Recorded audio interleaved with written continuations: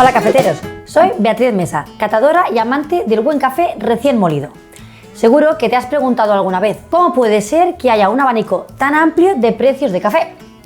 ¿Por qué hay supermercados que venden un kilo de café alrededor de los 10 euros o menos? ¿Y por qué hay tiendas especializadas que pueden vender un kilo de café a 50 euros o más? Para responder estas preguntas, hoy vamos a hablar del café comercial y qué características tiene que tener un café para que le podamos llamar café de especialidad. También haremos un repaso al concepto de las olas del café. Todo esto con el propósito de que tengas más información para poder valorar la calidad del café antes de comprarlo.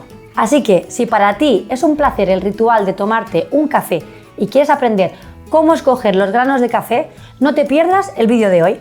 Y si quieres estar al tanto de todos los vídeos que subo cada semana, suscríbete y dale a la campanita. Bienvenidos al Movimiento Incapto.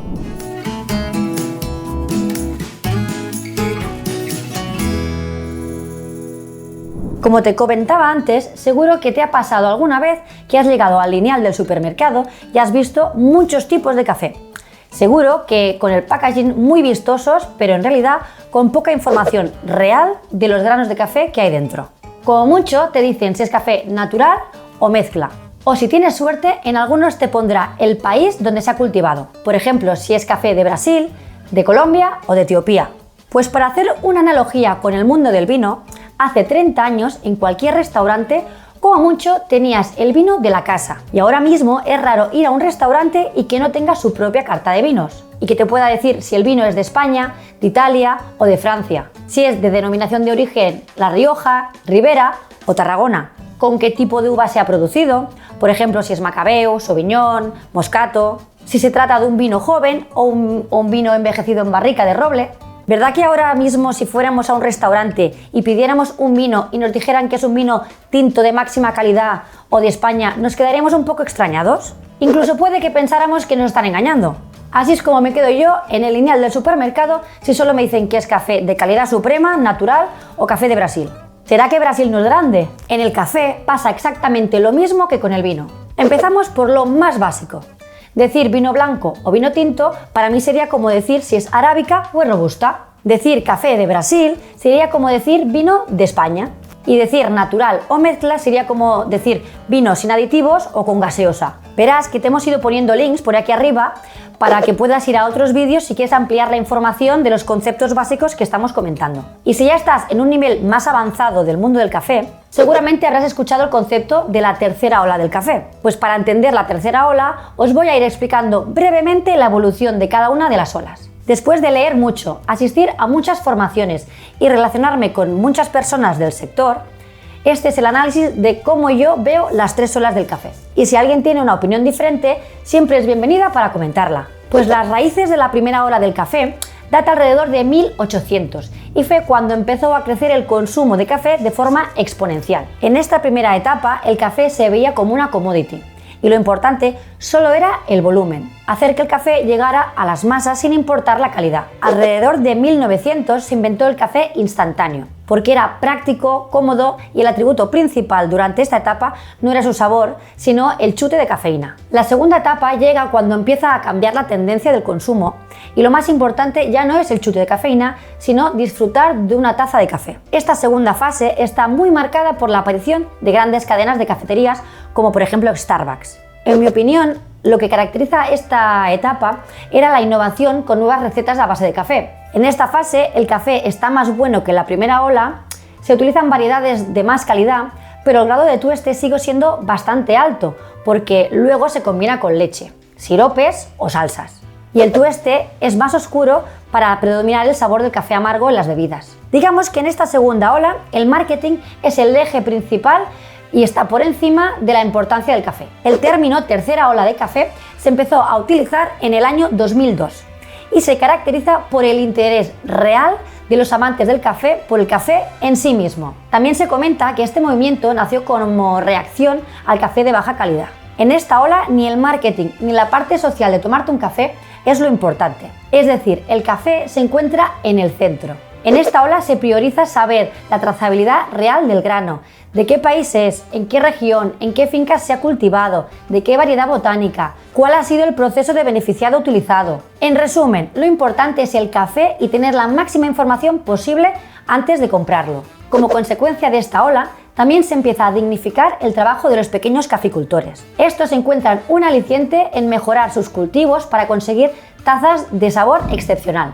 Volviendo al vino, yo siempre pongo el ejemplo de unos amigos que llevan varias generaciones en el mundo del vino. La primera generación solo cultivaba la uva y la vendía a las cooperativas, siendo siempre los que llevan la peor parte del pastel.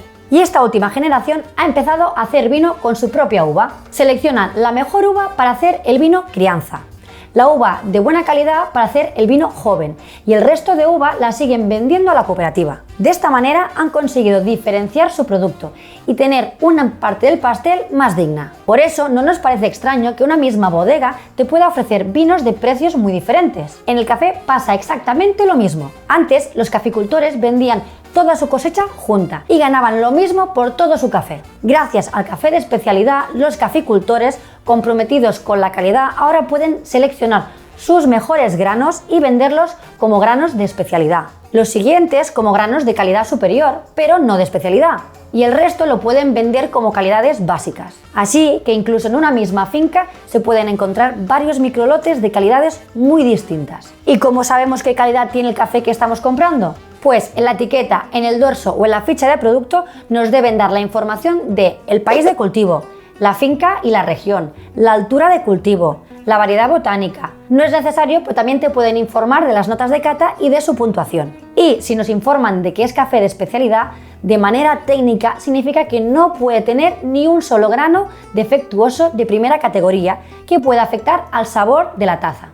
Y además tiene que tener más de 80 puntos sobre 100 otorgados por catadores certificados. En Incapto solo trabajamos con café de especialidad 100% arábica. Únicamente tenemos un blend con un 20% de robusta para los que les gusta el café muy amargo. Y si eres un friki como yo del café, seguramente me dirás ¿qué hay de la cuarta ola? E incluso de la quinta ola del café. Pues ya se está hablando de que la cuarta ola podría ser que la gente se tostara su propio café en su casa, o de que deberíamos empezar a plantearnos qué va a pasar con el sector del café por las amenazas del cambio climático y porque la mayor parte del mercado sigue comprando cafés a precios muy bajos y eso hace que muchos caficultores estén abandonando sus cultivos. Este también es un ejercicio que creo que deberíamos hacer.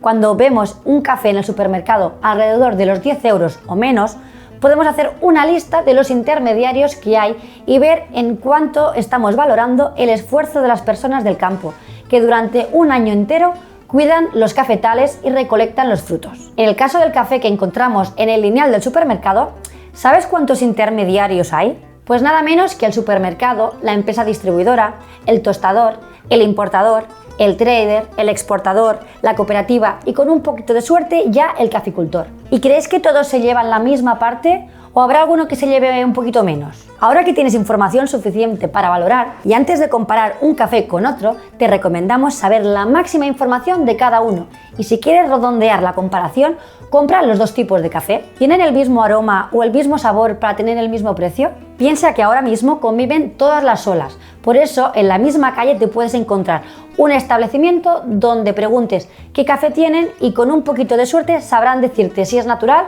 o mezcla. Sería el café que solo importa el chute de cafeína. A un lado puede haber una cadena como Starbucks, con mucha imagen de café, pero que lo que más venden son combinados con leche. Y al otro lado puede haber una cafetería de especialidad, donde un barista profesional te va a preparar tu café de filtro o de espresso y te va a informar de la procedencia del café y de sus matices de sabor y de aroma. Y tú, antes de comparar dos cafés, ¿analizas bien su ficha de producto? ¿Y conocías el concepto de las olas del café? ¿Te gustaría aportar más información a nuestro vídeo? Escríbenos tu opinión en los comentarios, estaré encantada de responder. Y ya sabes, aparte de darle a me gusta, suscribirte y campanita, recuerda que una taza de café puede ayudar a cambiar el mundo.